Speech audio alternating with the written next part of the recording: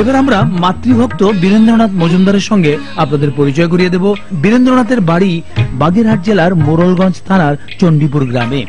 বার্ধক্যজনিত নানা অসুখে ভুগছেন তার মা, আর অসুস্থ মায়ের সার্বক্ষণিক সেবা যত্ন নিয়েই ব্যস্ত থাকেন বীরেন্দ্রনাথ মজুমদার।